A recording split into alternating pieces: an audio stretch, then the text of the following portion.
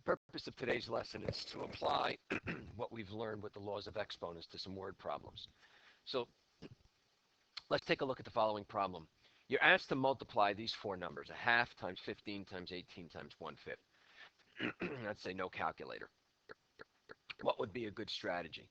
Well, hopefully you would see that it's probably a lot easier to do a half times 18 and 1/5 times 15, because a half of 18 is 9, a fifth of 15 is 3, and now you got a very simple answer of 27. Okay. Now, what allows us to do this? Well, it's the commutative property, which you'll recall tells us that if it's all multiplication or all addition, I can switch the order. So how would I use that strategy for this problem where it's asking me to multiply two numbers that are in scientific notation? Well, hopefully you'll see that what you would want to multiply are the two numbers that are in standard form and the two values that are in exponential form. And when you do that, you get 21.3. Remember our rule, when we multiply, we add the exponents. This is not in scientific notation because you recall the standard form part has to be between 1 and 10. So I have to move this to 2.13. Since I made that smaller, I have to make the exponent larger. Okay? Now, suppose you were solving a problem and one number was in standard form and the other number was in scientific notation. Well, what you would do is you would convert one of them to the same form as the other. Now, which one would you convert? It depends upon the question. If the question is asking you to leave your answer in scientific notation, then you clearly would convert to scientific notation. Usually, you would want to do that anyway, because the point of scientific notation is to write very large or very small numbers in a much simpler fashion. Okay? So we have the problem or example that the world population is approximately 7 billion, and they tell us that there are approximately 4.6 times 10 to the 7 ants for every human. So how many ants are there in the world? Well, hopefully you're realizing that this is a problem that requires you to multiply. Okay? And since it's telling me to leave it in scientific notation, I'm clearly going to want to convert to scientific notation. Plus, it's easier. 7 billion is 7 times 10 to the 9th. Billion is 9 zeros. So what I'm going to do is just multiply these two numbers.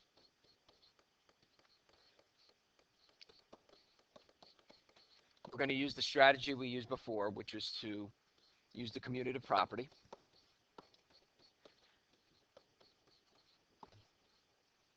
When I multiply, I get 32.2, 10 to the 16th, and then I just have to move that and make the exponent larger. Okay. Second example, certain social media company processes about 990 billion likes per year. If it has that many users, about how many likes is each user responsible for? So I want to know likes per user. Okay? So 990 billion is equal to 9.9 times 10 to the 11th. Now, why is that? Well, it would be 990 times 10 to the 9th, and I have to move my decimal over. Okay? So this is the total number of likes, and I want the likes per person. So now I'm dividing.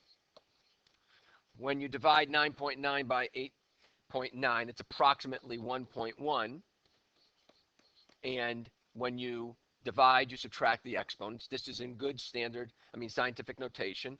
And then to convert this in standard form, I'm adding or moving the decimal 3 places to the right.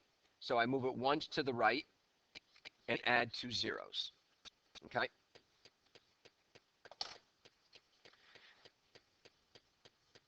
The side of a square is represented by the expression 5x squared.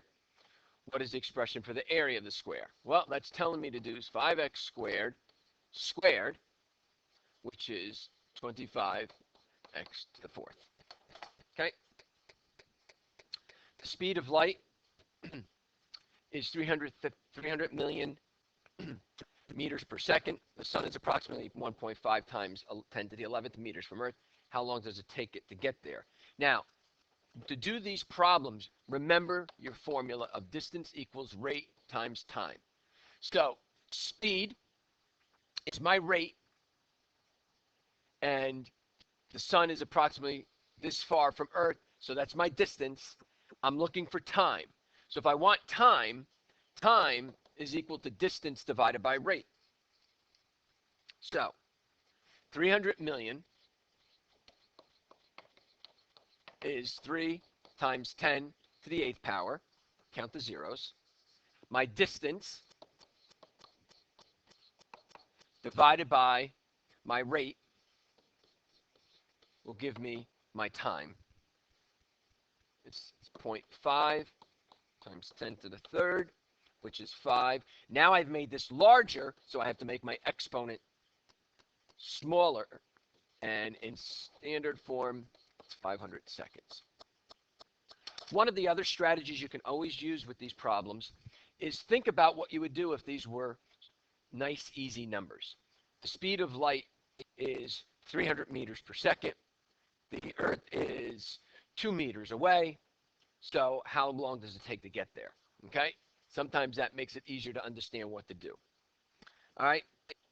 We have the mass of the moon, and it would take that many moons to equal the mass of the sun. So I'm going to convert the 26 million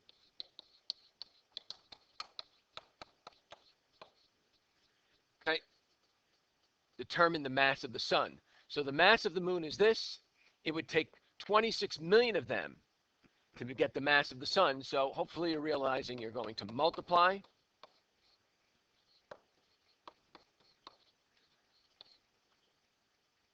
Again, you're going to change your ordering up here and then convert to proper scientific notation.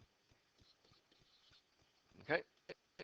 And then finally, during 1 year, 163 million adults spent 93 billion hours at home online, and we want to convert to determine the average number of hours. So the 163 million is 1.63 times 10 to the 8th. 93 billion is 9.3 times 10 to the 10th. And so I'm going to divide these two.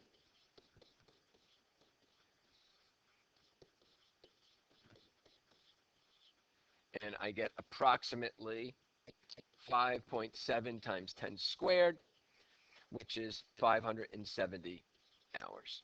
Okay, so